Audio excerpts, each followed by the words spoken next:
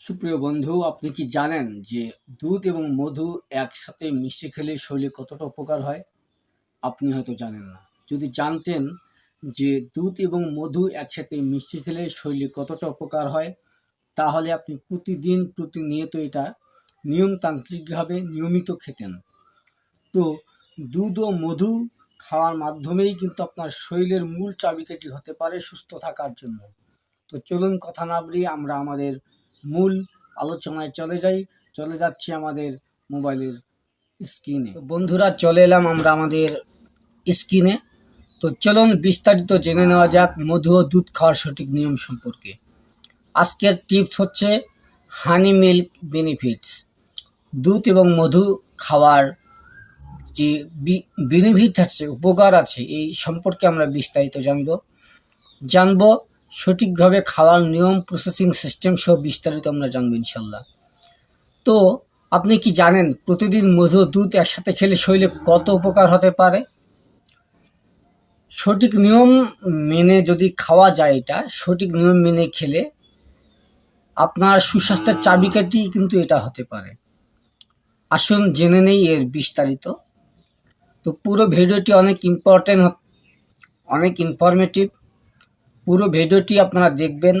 আমি আপনাদের সুবিধার জন্য লেকচারের পাশাপাশি টেক্সট দিয়েছি, যাতে করে আপনারা নিজেরা পড়তেও পারেন। তো কখন খাবেন আপনি এটা? মধু ও দুধ খাওয়ার সেরা সময় হলো রাতে ঘুমানোর আগে। মধু এবং দুধটা আপনি কখন খাবেন একসাথে? সেটা হচ্ছে রাতে ঘুমানোর আগে। তো এটা কীভাবে তৈরি করা হয় এটা কিন্তু পরে বলতেছি, তার আগে বলতেছি এটা কখন আপনি খাবেন কখন? যে রাতে ঘুমানোর আগে। রাতের খাবারের অত্যন্ত 1 ঘন্টা পরে হালকা গরম 1 গ্লাস দুধে 1 চামচ খাঁটি মধু মিশিয়ে খাওয়া কিন্তু উচিত। তবে এই দুধ কখনো টকবক বা প্রচণ্ড গরম হওয়া যাবে না, হালকা গরম হতে হবে, কুসুম কুসুম গরম যেটাকে আমরা বলি। এটা খেলে শরীরে রিল্যাক্স করে, এটা শরীরে কী করে রিল্যাক্স করে এবং ঘুম ভালো হয়। আরও বেনিফিট আছে যেগুলো আমি নিশ্চয়ই আলোচনা করতেছি। তো এটা কীভাবে তৈরি করতে হবে, কীভাবে এটা তৈরি করবেন, কীভাবে এটা তৈরি করতে হবে?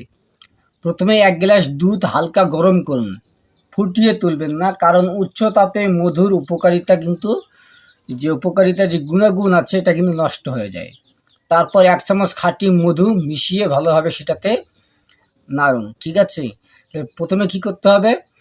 প্রথমে 1 গ্লাস দুধকে হালকা গরম করতে হবে, এটার জন্য না ফুটে, কারণ ফুটলেই আমরা যেখানে মধু মিশ্রণ করব সে মধুর যে প্রাকৃতিক গুণাগুণ আছে উপকারী, এটা কিন্তু নষ্ট হয়ে যায়। তাই দুধকে গরম করা যাবে না, যেহেতু আমরা দুধের মধ্যেই মধুটাকে মিশাবো। এবার মধু ও দুধ একসাথে খাওয়ার উপকারিতা কি সেটা জানবো। প্রথমে হচ্ছে এটাকে মজবুত করে। হাড়কে মজবুত করার জন্য দুধ এবং মধু একসাথে মিশিয়ে খাওয়াটা উত্তম। দুধে থাকে ক্যালসিয়াম, আর মধু তার শরীরে ভালোভাবে শোষণ করতে সাহায্য করে। তাহলে দুধ খাওয়ার পর ক্যালসিয়াম আমরা অটোমেটিক পেয়ে যাব, আর এটা শরীরে শোষণ করার জন্য মধু প্রথম ভূমিকাই পালন করে। ফলে কি হবে? হাড় ও দাঁত থাকবে শক্তিশালী এবং মজবুত। দ্বিতীয়ত, এই দুধ এবং মধু একসাথে খেলে রোগ প্রতিরোধ ক্ষমতা কিন্তু বাড়ে। অর্থাৎ মধু রোগ প্রতিরোধ ক্ষমতা এবং দুধ রোগ প্রতিরোধ ক্ষমতা বাড়ায়। মধুর প্রাকৃতিক জীবাণুনাশক গুণ ও দুধের পুষ্টিগুণ একসাথে শরীরকে রোগ প্রতিরোধ প্রতিরোধে সহায়তা করে, রোগ প্রতিরোধ ক্ষমতা বৃদ্ধি করে এবং সর্দি কাশি থেকে শুরু করে ভাইরাসের প্রতিরোধেও কিন্তু এটা খুবই উপকারী। এরপর ওজন বাড়াতে কিন্তু খুবই সাহায্য করে।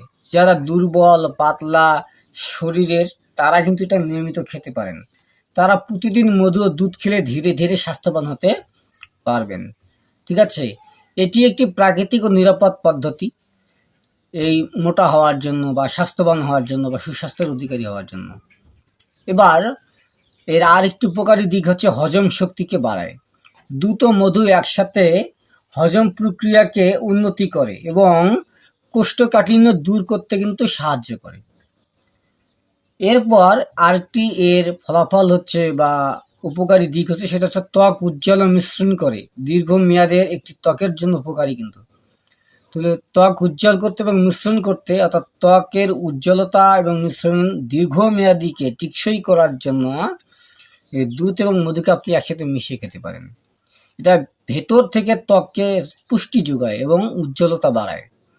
ভেতর থেকে যেহেতু এটা ত্বকের পুষ্টি এবং উজ্জ্বলতা বাড়ায়, তাহলে কসমেটিক বা আদার্স যে কেমিক্যাল জাতীয় পদার্থগুলো, এগুলো এড়িয়ে চলে। এটাই কি উত্তম নয় যে দুধ এবং মধুকে একসাথে মিশিয়ে খাওয়া? কারণ প্রশ্ন হচ্ছে কারা খাবেন না, কারা খাবেন না, এটা কাদের জন্য খাওয়া যাবে না? যাদের ডায়াবেটিস আছে তারা অবশ্যই চিকিৎসকের পরামর্শ নিয়ে খাবেন। ল্যাকটোজ ইনটলারেন্সের প্রবলেম যদি আপনার থাকে তাহলে দুধ খাওয়া কিন্তু ঠিক নয়। অর্থাৎ ল্যাকটোজ ইনটলারেন্স যাদের এই ধরনের প্রবলেমটা রয়েছে তাদের কিন্তু দুধ খাওয়া ঠিক নয়, কারণ দুধ খেলে তাদের পেটে সমস্যার সৃষ্টি হবে। তারপর ছোট শিশুদের ক্ষেত্রে সাবধানে খাওয়াতে হবে, কারণ যেহেতু ছোট শিশুদের শরীর গঠন কাঠামো খুব দ্রুত হয়, যদি এটা বেশি পরিমাণে খাওয়া হয় তাহলে তারা অধিক হারে মোটা হতে পারে, অধিক ক্যালোরি তাদের শরীরে যোগান হওয়ার ফলে তারা অত্যন্ত ফ্যাট হয়ে যেতে পারে, তাদের ওজন বৃদ্ধি হতে পারে, নানা ধরনের কিন্তু প্রাকৃতিক সমস্যা দেখা দিতে পারে। যাই হোক, প্রাকৃতিকভাবে শরীর ও মন ভালো রাখতে মধু ও দুধ এক অসাধারণ কিন্তু উপায়। তবে প্রতিদিন সঠিক নিয়মে নির্দিষ্ট পরিমাণে খাওয়াই কিন্তু সবচেয়ে গুরুত্বপূর্ণ বিষয়। প্রতিদিন 1 গ্লাস মধু ও দুধ আপনাকে এনে দিতে পারে সুস্থ শক্তিশালী কিন্তু জীবন। সো ডক্টর আমিন হেলথ আপনার স্বাস্থ্যসেবায় রয়েছে। আপনিও ডক্টর আমিন হেলথ ইউটিউব চ্যানেলটির সাথে থাকুন এরকম গুরুত্বপূর্ণ টিপ অ্যান্ড ট্রিক্স পাওয়ার জন্য। আশা করি এই আমার দেওয়া টিপ অ্যান্ড ট্রিক্সগুলো কিন্তু অত্যন্ত গুরুত্বপূর্ণ সকলের জন্য যারা মেনে চলছেন।